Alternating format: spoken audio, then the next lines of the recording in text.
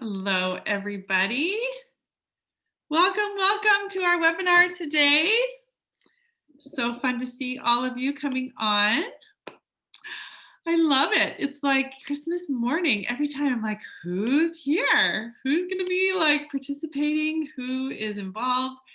So much fun to see all of you. Hello. So, how's everyone feeling? December 10th. Are you kidding? So awesome. I love Christmas, as you know, and I am really looking forward to this Christmas, and I'm especially excited about this Christmas because guess who's implementing all of the tips and tools that she teaches? This girl. I am learning all of these things and I'm applying them all the time. And so this Christmas is like we're on track. And what that means also is 50% is negative and 50% is positive. But remember, the 50% that is negative, I don't make a big deal of it. I'm like, oh. So I don't like avoid or resist it. I just can notice it and observe it, and it's okay. So that is one of the things that's really making a difference. So every time we get a new report of something happening and then our holidays are changed, I'm so much more flexible with it. All right.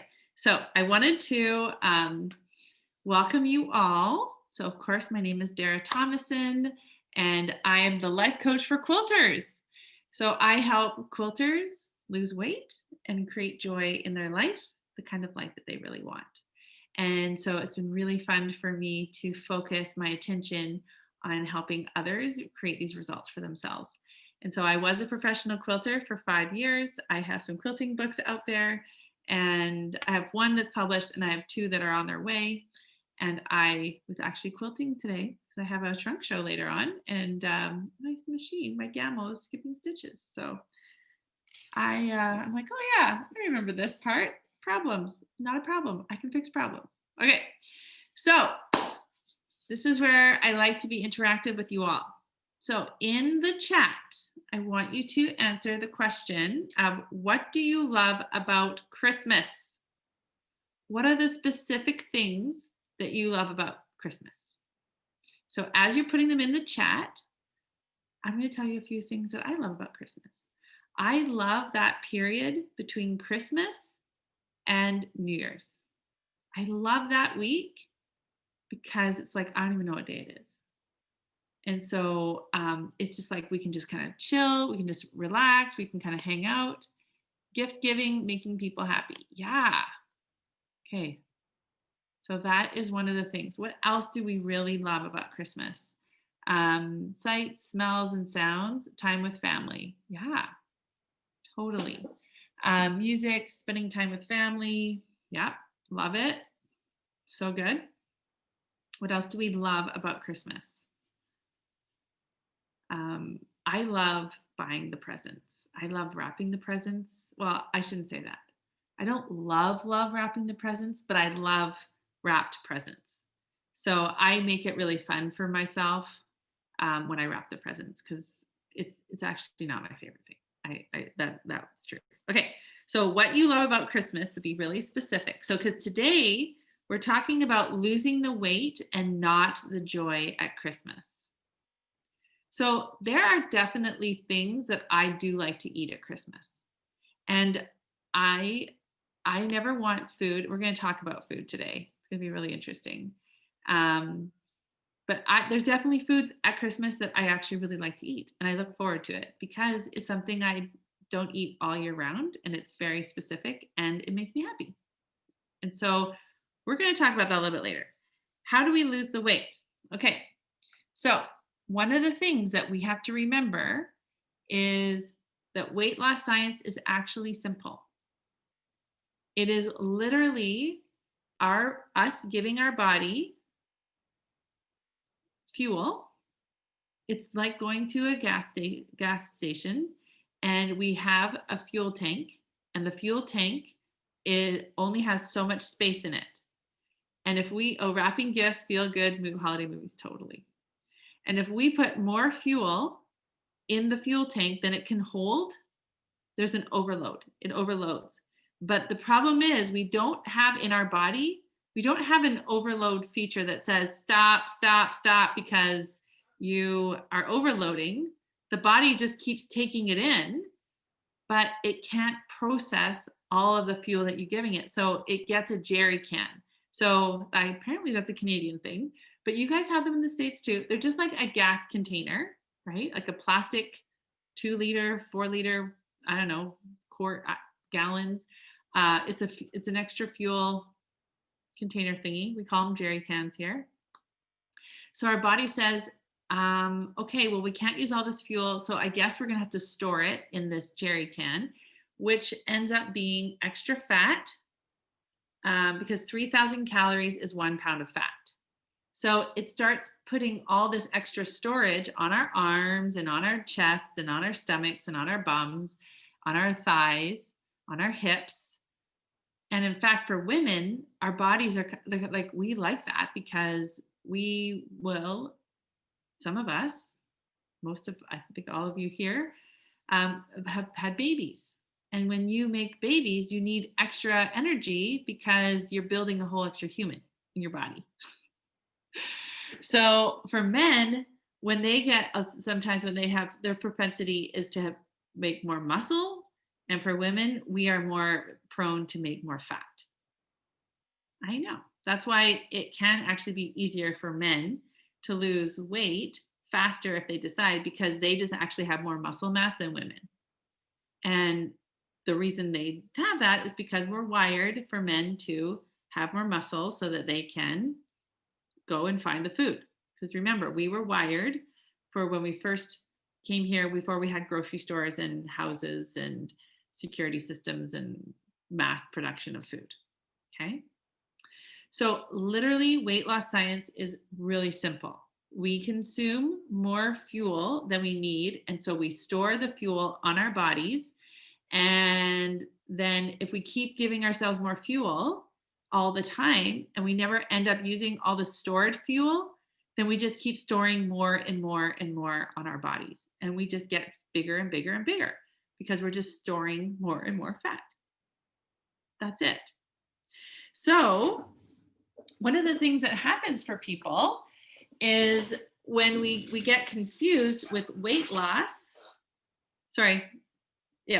with how much fuel we have, storage fuel on our body with the actual fuel. Because the problem is if we're using fuel, the fuel doesn't say this is joy. Because a lot of times, okay, this is the question I'm going to ask you. Why? So if we know that, we all know that information, why are we putting more fuel in our body than it needs? Because we know that. And there's a lot of information about it. So what are the reasons why we are putting more fuel in our body than our body needs? And when we step on the scale, we're like, oh my gosh, I'm carrying an extra. So let's say you have an extra 20 pounds and it's 3,000 calories per pound. So you have 60,000 extra calories of fuel in your body than it needs. Now remember, a calorie is simply the number of how fast something burns. So we could have a calorie of wood, and pine is going to be a different burning rate than arbutus. That's going to be a different rate than cedar, right? Because they have different densities. So the other day, my husband made me, because our house is actually totally fueled by fire. By wood. And he's like, ooh, I made you an extra hot fire today. I made you arbutus. And because it burns, it has a different calorie rate. Did you know that? So like paper, metal, anything, it all has a calorie count. So interesting. Okay.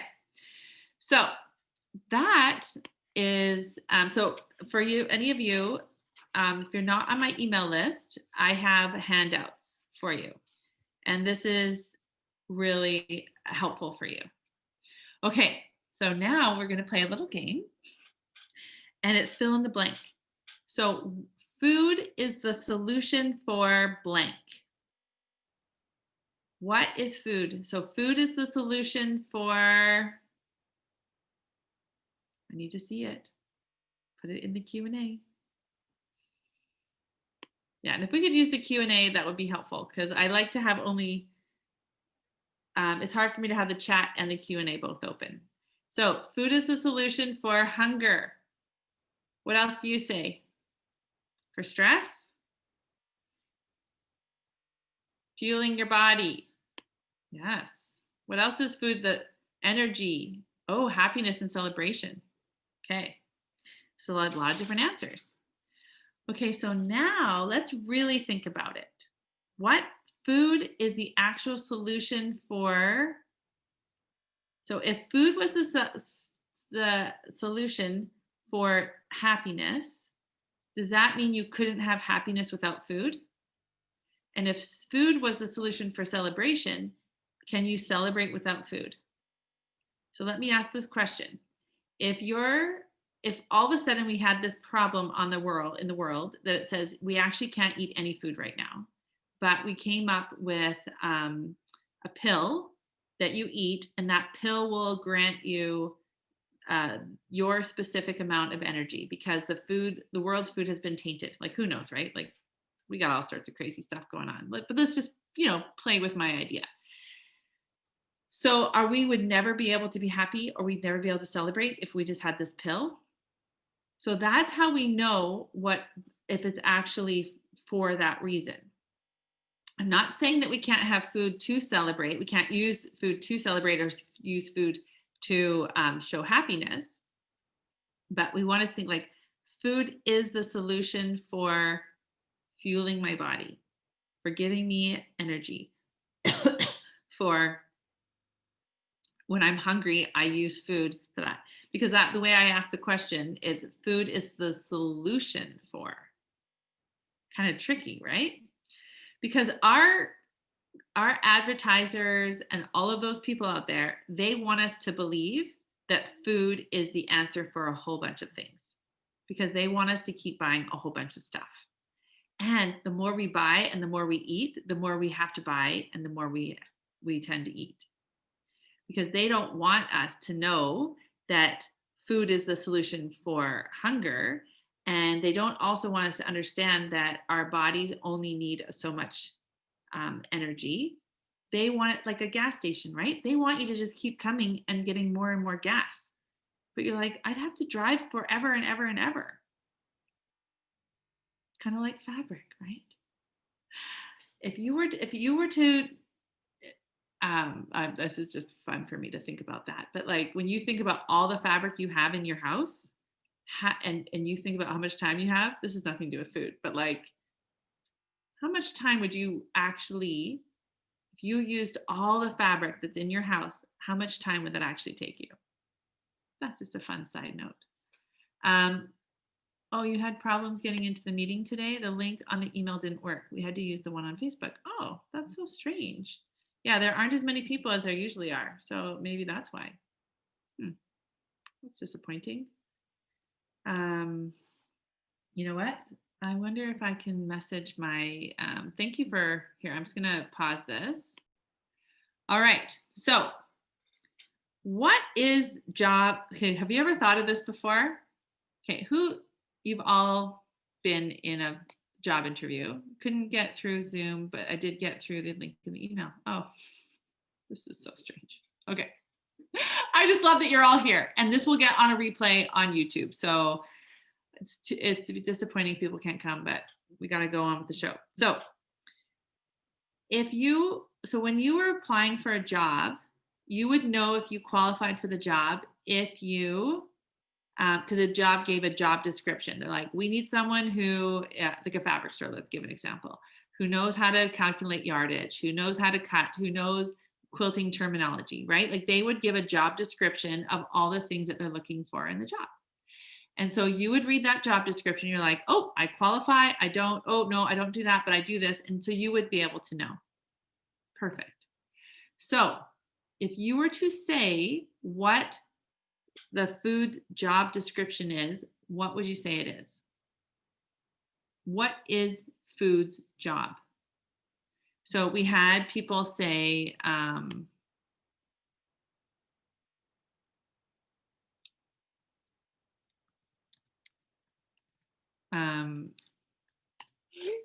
so we had people say, okay, here we go. What is your answers? So what is food's job description? It gives us minerals. It gives us nutrients. It helps build our like sinews, and it gives us like minerals to help build our bones so they're strong and healthy. So when we fall, we're not going to be brittle and break, right? So there's lots and lots of reasons for food. Have you ever thought of that? I once read a study about cauliflower, and they said that the minerals and nutrients that people in 1950 got from cauliflower was like 30% more than the minerals that people are getting today from cauliflower, because the soil that the cauliflower is growing in doesn't have as many minerals and nutrients. When I read that, it kind of blew my mind. I was like, "Oh, yes. That's what food does. It actually takes the minerals and nutrients from like zinc and all these things that I don't even really think about, go into um, our body." So not only does the food need to give us energy, but the food also needs to help build our muscles. So it needs to help like with our bones, for example, and collagen and our teeth, like all of those things. We need to give our body that that the boost that it needs, because we're using our body all the time. Like when you think about going to when you buy a car needs repairs. The car needs to replace valves sometimes, right? That there's certain things that deteriorate over time. The car needs oil. The car needs certain things to be cleaned out. If they use a certain amount of oil for a length of time, it needs to be drained, and that needs new oil. Our body does the same thing. Yeah, you got it, Ashley. Food's job is nourishes and fuels the body. That's right. No worries. Not a problem. You got this. So I really want you to spend some time in this relationship with food. Okay, so if food has a job description, I want you to think about, what are you saying food's job is? Because how often are you using food in the wrong way? So even this question here, how does food create joy for you? So this is where things get a little bit complicated, because we think, oh, food brings me joy. And guess what? Food by nature, like our body is literally wired to get a dopamine hit every time we eat food. And you know why it does? Because in the past, when we had like, I don't know, kale or something that's not so great, we actually get a dopamine hit from that, because the when we didn't know about if we're going to get food all the time, there was an insecurity, and so the body was wired to be like, oh, food, dopamine, just eat as much as you can. So that is actually why we have that. So the problem is when we eat like, and then there's chocolate or donuts that have refined sugar and refined flour. Those are like zingers. Those are like triple X, right? Like they just give you that like real bang for your buck. And so now we've got this inflated dopamine. It's not natural. Like compare like the sugar you get from a strawberry compared to the sugar you get from a chocolate bar. It's like an inflated amount. And so then the body gets this like uneven, it's like been deregulated. And now it needs like this extra super zing to get the same dopamine. So that's one of the problems that we have. Okay. So I'm going to give you guys some really practical steps today in our webinar about losing the weight and not the joy at Christmas. And I really let's go back to this idea of the job description for food and how does food create joy. So I have this, I was listening to one of my favorite coaches, and she was talking about our relationship with food. And it was really interesting. She was talking about when you eat food unconsciously, it's like you're having this late night rendezvous with like a guy. And I know this is kind of weird. I was like, at first I was like, this sounds kind of weird, especially because most of us are like married and we're not really into that kind of thing.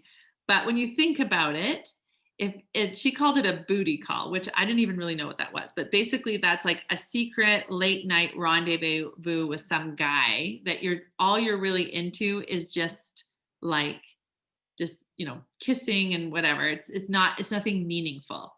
And so it's like you're not even slowing. So think about that with food. Like you're not even really slowing down with the food. You're not really enjoying the food. You're really just numbing out with the food.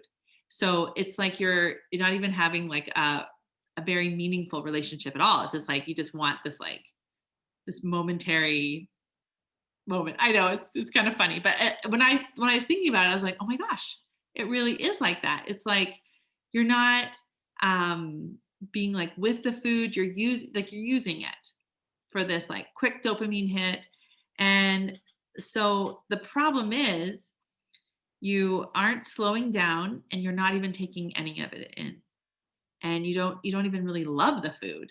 You're just liking the idea of that food. And so the problem is you're thinking that the food's job is to make you happy, but the food's job is not to make you happy. Your job is to make you happy. But so this is where that confusion is about this job description of food. We thought that the food was going to give us all the joy, but really it's not. So I kind of want you to think about a relationship with a husband, for example. Like we love our husbands for the most part, but we don't go to the husband and say, guess what, husband, your job is to make me happy all the time. And if you don't make me happy, then I'm never going to be happy, because it's like you're not ever taking that responsibility of making yourself happy. So how often are we delegating our happiness to food, which is like a booty call, right? It's like, it's not even like a meaningful relationship. When you think about like a husband, for example, it's like, I love you, husband. And sometimes you're like really fun and you're really awesome and you're like clever and it's like you're super fun to be with you. But remember, 50% of the time or so, it's like, oh, husband, I don't like it when you leave your socks all over the bedroom floor. I don't like it when you don't make your bed.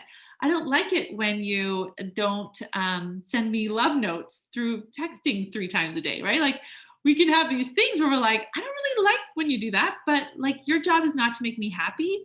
And so I just make myself happy, but I love and appreciate you.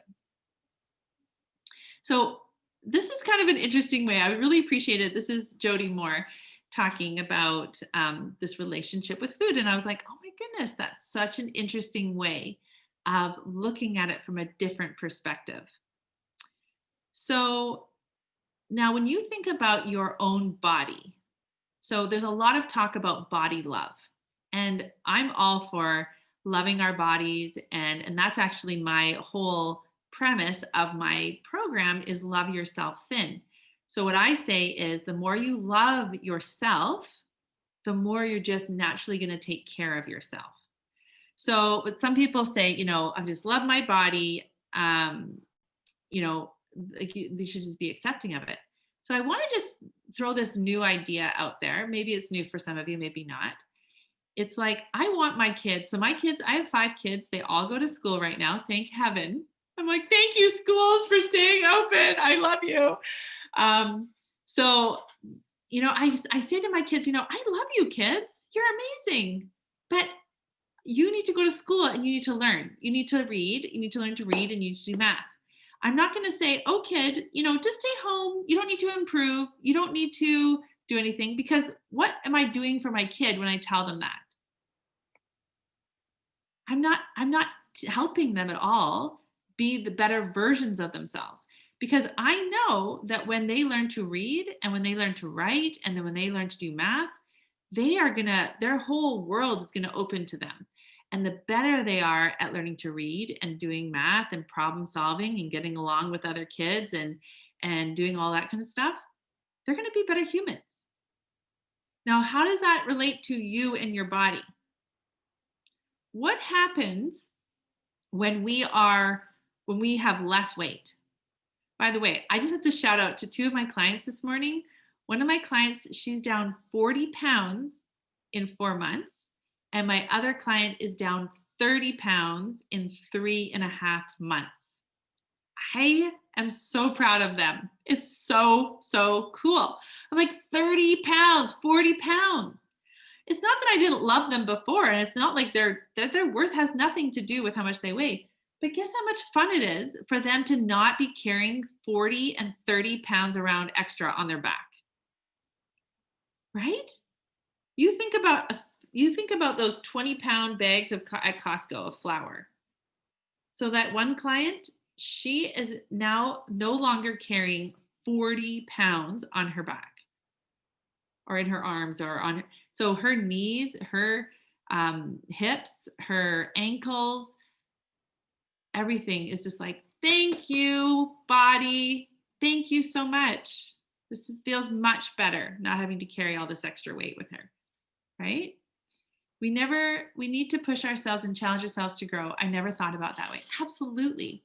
And it's almost, it's the same thing with sports. Like my kid comes home like, I really want to do basketball. I'm like, okay, just sit and watch lots of basketball. And he can like learn a lot about basketball, but the only way you get really good at basketball is by getting on the court, throwing a ball, and then like learning how to do different drills. And yeah, like there is a part of you that you need to learn about the game. And it's kind of fun to watch other people and get inspired by other, like, I'm thinking basketball because I have, my kids are really into basketball. And so it's great. And I'm glad that my kids can like watch it and study it and they can know all the names and all the players and all the coaches and they can know about different plays, but not until they actually go on the court and they actually start throwing a ball and learning about their toss and learning about an athlete actually applying it all. That's when they get that's when they can actually start really playing the game. So that's why, and for my kids, when someone hits them or they get hurt or they have an injury, I don't say, oh, we better not do this. This is far too dangerous. This is ridiculous. No, I'm like, it's okay. Just like, learn and live and grow. Like, it's okay. We can just like go with it. We can learn from all these things.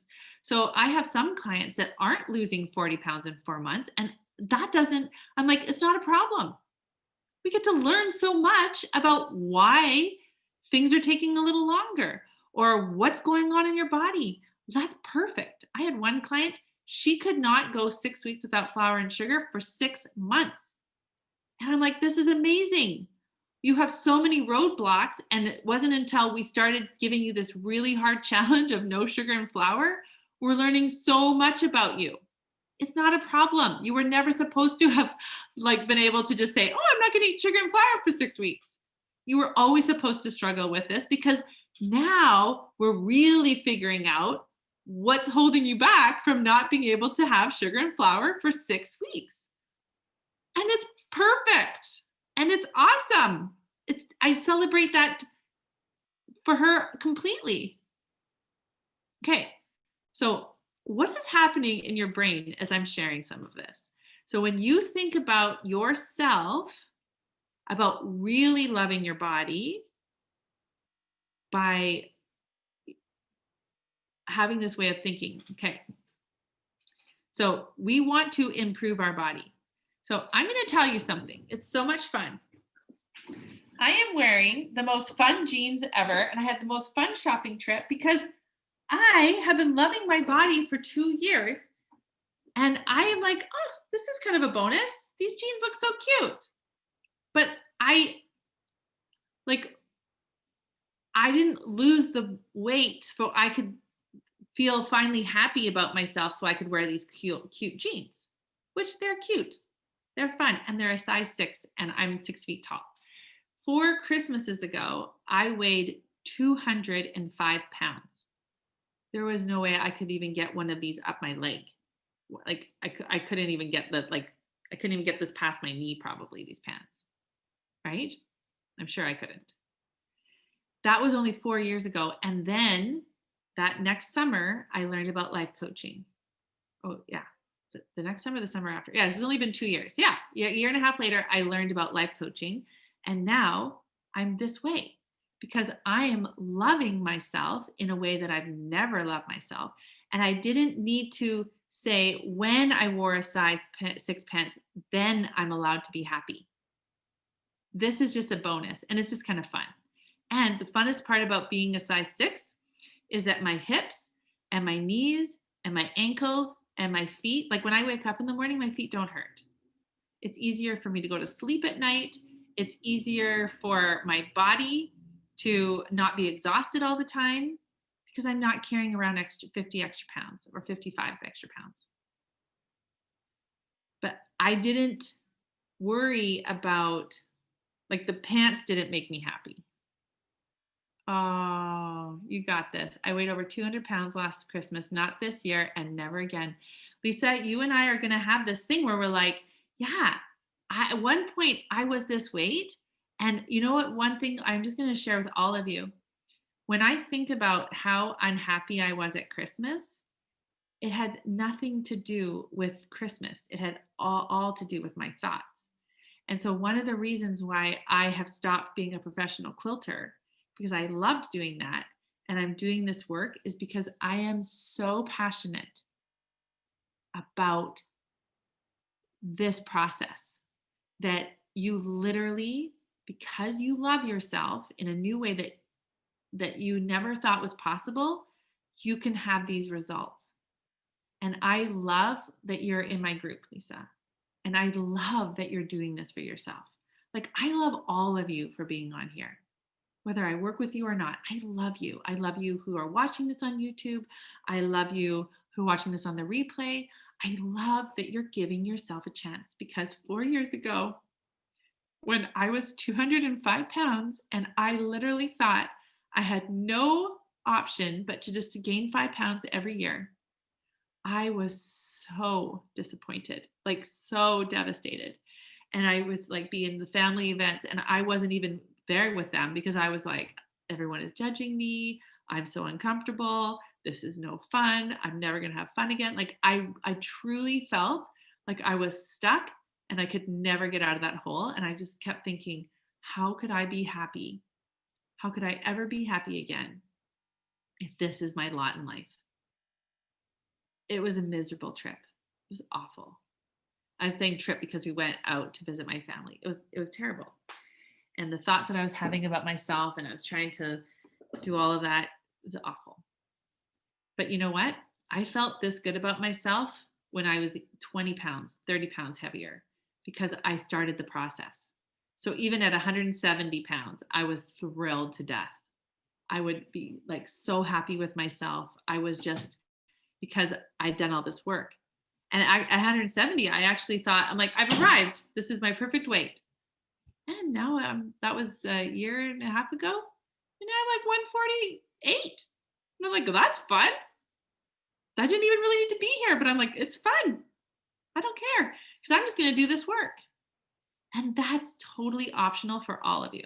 Okay. Kind of went off a little bit. All right.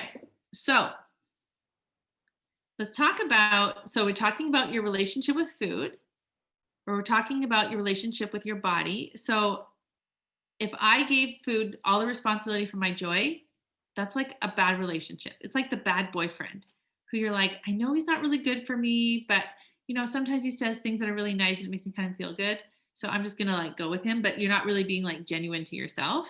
That's kind of what that's like. Okay. And then this idea of like body love, it's like, yes, we love our body. But one of the things that's really so food's job is not to make me happy. My job is to make me happy. And so one of the things I teach my clients is you can be, if you're 200 pounds and you want to be 150, you can be happy right now. Like you actually don't have to lose any weight to be happy. So I teach you to just like be happy for yourself. You're responsible for happiness, and the weight has nothing to do with it. The weight is just like extra fuel that you have on your body. And the fun thing is when I teach my clients that like we learn to dine in, we learn to use the fat. I'm like, oh, it's like using your stash from your fabric, right? You had a lot of fun buying all that extra fabric. So now let's have fun using it. And so when I can use my stash on my body, it's like, oh, I enjoyed that food at that time. And now I'm enjoying eating it now, like using it as fuel. And I can use my time instead of eating and eating and eating. I can actually like save a lot of time because I don't need to eat as much because I'm dining in, and I can like do other things that are super fun. I can just keep making myself happy because food's job is to give me energy when I need it. See how much fun that is? You like pre-use that fun and now you're like using it up. Okay. So, because the other thing that I want you to think about is our body is just one part of us. So my daughter, she's now 16, but when she was like 4 or 5, she was, do you all know the show Punky Brewster? Do you remember that show?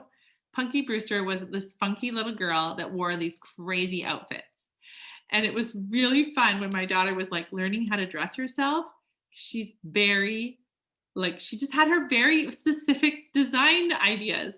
And she would come downstairs and she'd be like, Mom, what do you think of this outfit? And I'd be like, I love you, daughter. Because her, like, that outfit was just like, it's just part of her. And then she'd have like a messy face. And I'm like, oh, that's just a messy face. But like, my daughter is funny and she's kind and she's creative and she's spunky and she's fast and she has a beautiful, like, she loves to sing and she loved to draw. Like, there's so much more about my daughter than a messy face or like a funky outfit.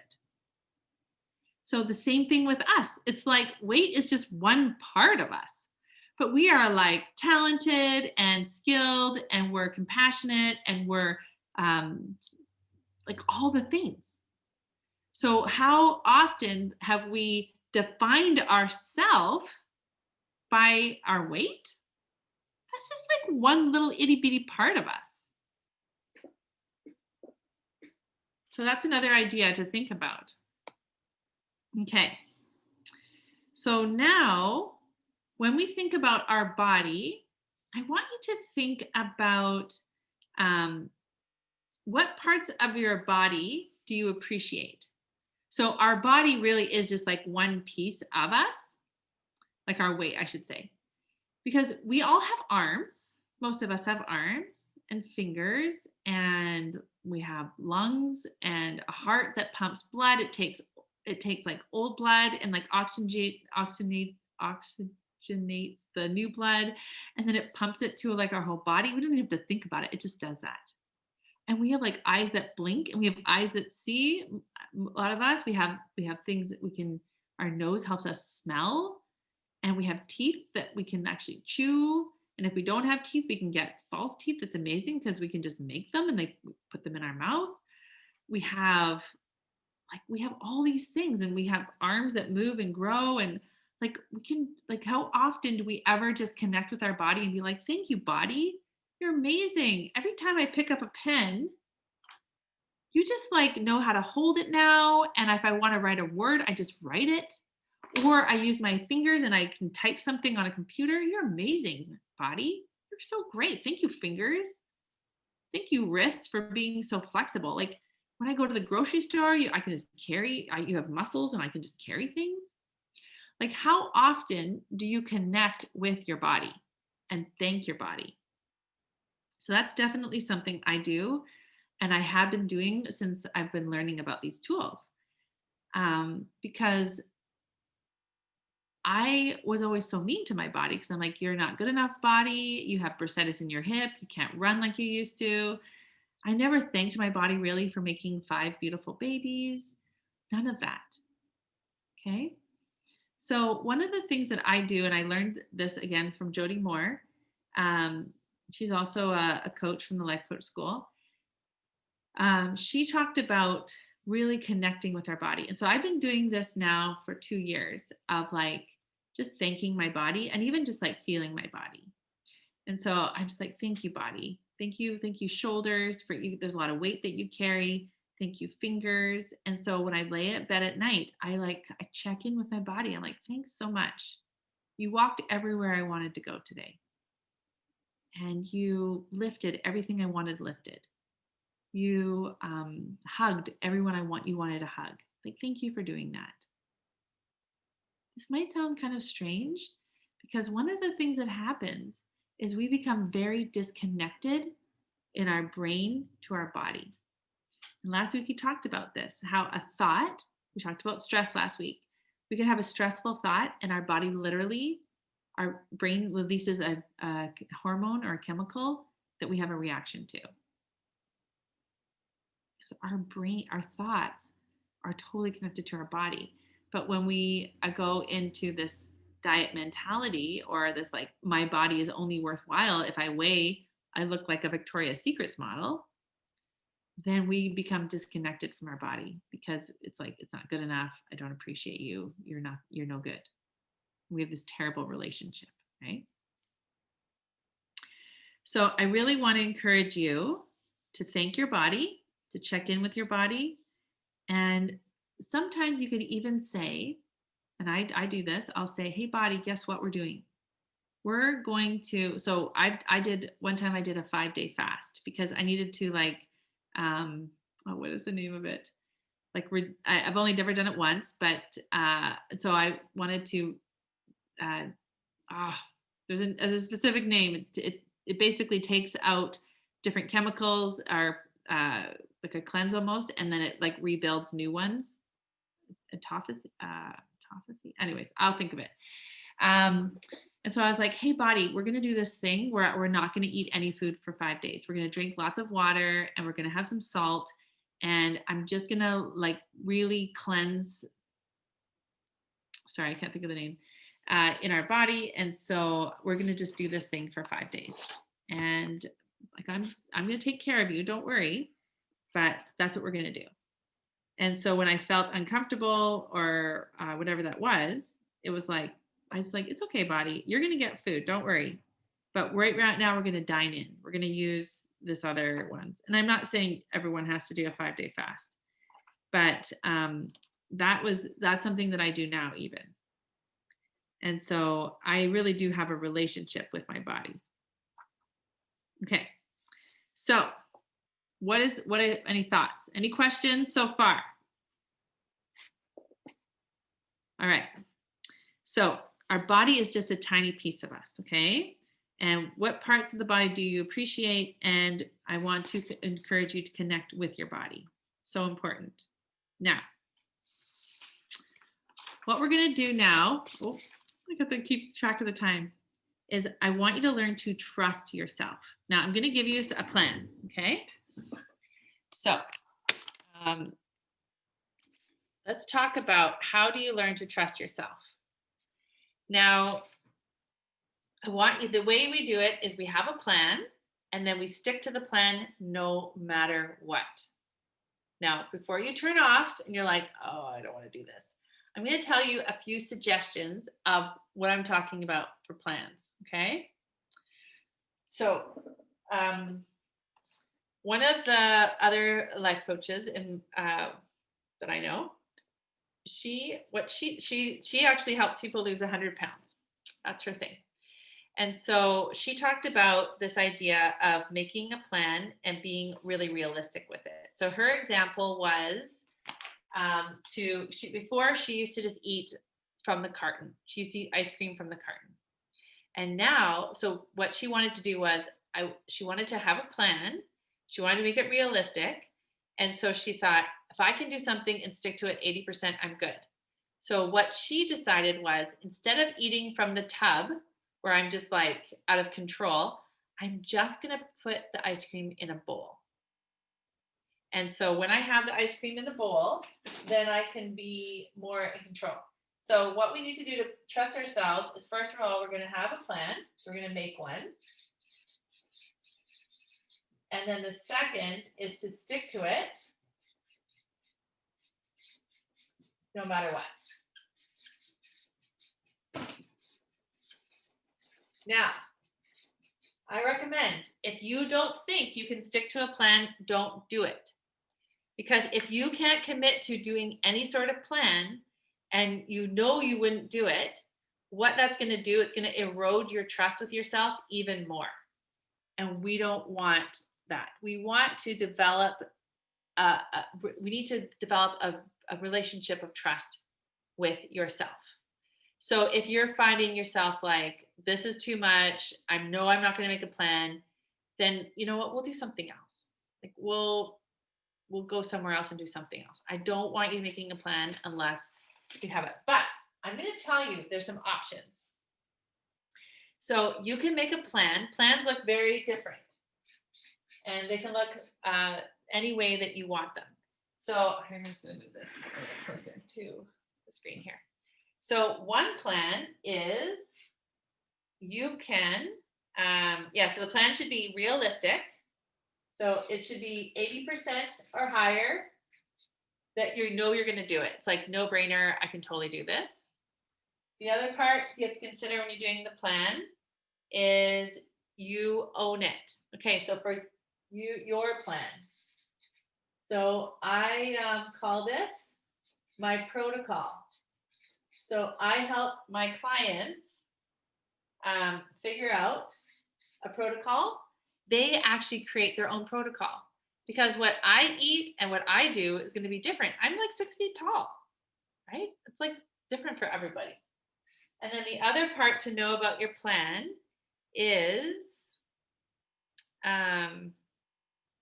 you're doing it because you love you, you love you, you love your body, and you love food. Okay? That's what we need to remember.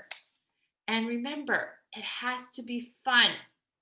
If this is going to be drudgery or if this is going to be like awful, we're not going to do it because our fuel is always what we like. The feeling is always the fuel for everything we do.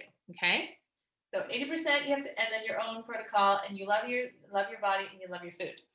Okay, so these are ways that you can make a plan. You can just decide. So you plan to eat specific foods. So one of the things that I do is I only eat sugar and flour. This is an example. I only eat it if I plan 24 hours in advance. So I just know that I will only eat specific foods. And so I can just make my plan and we're good. Okay. So that would be an example of like, here's my plan. I just eat no sugar or flour unless I plan 24 hours in advance. Or like I just eat meat and vegetables with some fat, right? So just be very specific about the food. You make the plan and you stick to it no matter what. Another one is you have no snacking. So for a lot of my clients, I say, this is actually part of your protocol. It's just no snacking, okay? But you could actually just say, like, especially over the holidays, you could just say, I'm just not going to snack ever for like the whole 2 weeks. So imagine what would happen if you made the plan of, I'm not going to snack at all over the holidays. How much weight do you think you would lose just by doing that one thing? Okay.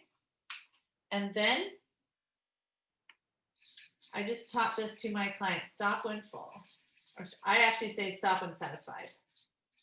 Because I don't want to eat till I'm full. So just in my one-on-one group, so there's a couple of you on there, we did some eating guidelines here. Eat when hungry, eat sitting in a calm environment, eat without distractions, eat only what you want, eat until you are satisfied, eat with the intention of being in full view of others, eat with enjoyment, pleasure, and goals, or in gusto. So those were some eating guidelines that I provided for my clients that they could work through. Okay. So another plan with going along with that, stop and satisfied. You can also just eat without distractions. If you just did that, how much weight do you think you would lose? Because if you're not eating while you're on your phone or you're reading, you're distracted, you're actually then able to eat and you'll be in tune with the food that you're eating, so you won't be distracted. Sorry, then you will eat, you'll stop when you're actually full or satisfied. Another suggestion could be reasonable portions. You're like, and that's kind of the same thing here. Stop when satisfied. You're like, yeah, I'm only going to eat. I'm just going to put reasonable portions on my plate, and I'm just going to have one plate. Or I'm going to wait 5 minutes. If I'm still hungry, then I'll get some more reasonable portions. Think about what would happen if you just implemented that. What about this one? Move my body. You're like, I'm just going to make a plan that I'm going to move my body. And a lot of you out there have these fancy watches that count your steps. You're like, I'm just going to have 8,000 steps every day. Like, no matter what, non-negotiable. I'm just going to do it. Imagine what would happen if you did that. Now, this one is huge. Drink water. And one of the suggestions I have, drink your water. So half your body weight in ounces a day. So if you're 150 pounds, what is that, 75? So that's 75 ounces of water, okay? What about sleep? You just said, I'm going to have a minimum of 7.5 hours of sleep a night, non-negotiable. How much of a difference would that be? Not only does sleep help us be in a better shape, but it also helps our brain be in a better shape. And then we're not going to go for that carb cravings and all of those things. We'll be in a better frame of mind when we have cravings, all of that. That's going to be so, so helpful. So that, so I really want you to think, okay, so in the chat, I would love you to say what of these suggestions, imagine making a plan. What do you want to put in your plan? I'd love you to share.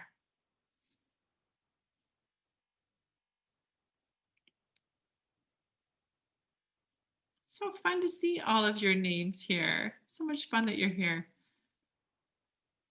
What's something that you could put on your plan? And when you think about it, it's like, oh, all of them, right?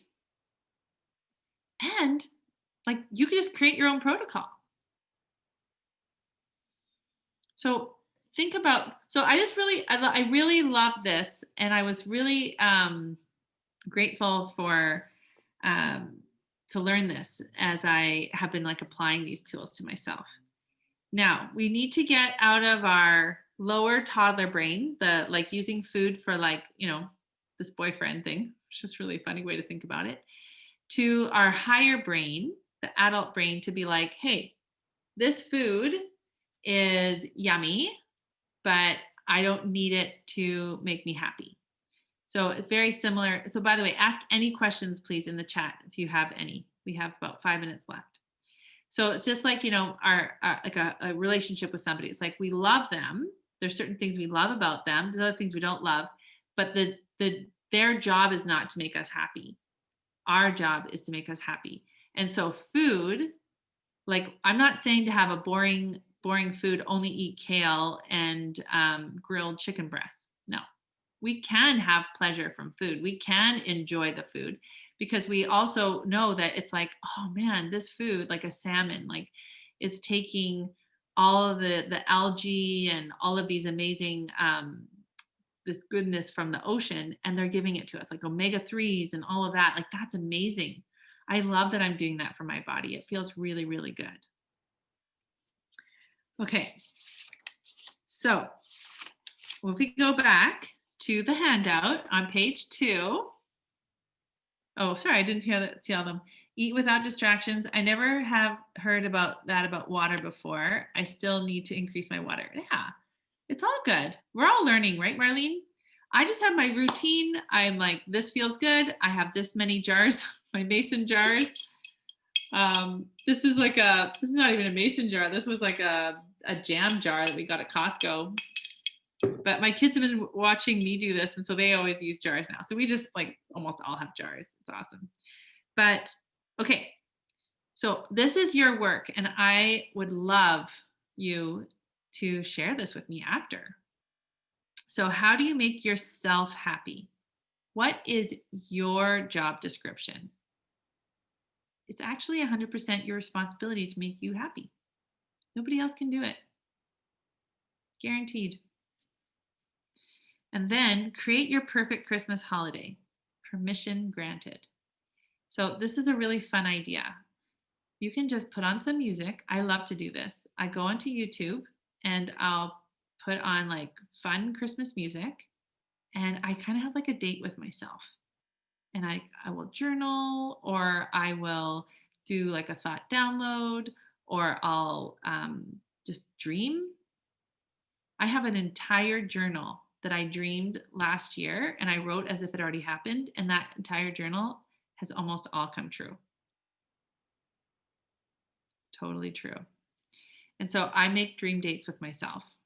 And I've done that for the next level of my business, and I dream it, and I dream it about my family, about what kind of mom I want to be, what kind of wife I want to be, what kind of human I want to be in my community, how do I want to contribute. And so I just plan that and I give myself permission. So we have these circumstances of COVID, we have different restrictions, but we just get to decide. This is the most beautiful thing.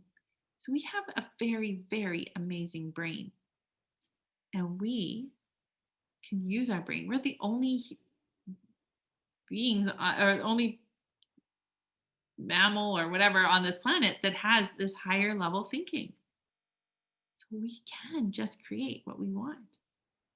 So I want to thank you so much for coming to this webinar. I have learned so much preparing it for you. I am having so much fun thinking about things in a new way. I'm having so much fun creating my own joy for my own Christmas and learning how to work with all of it.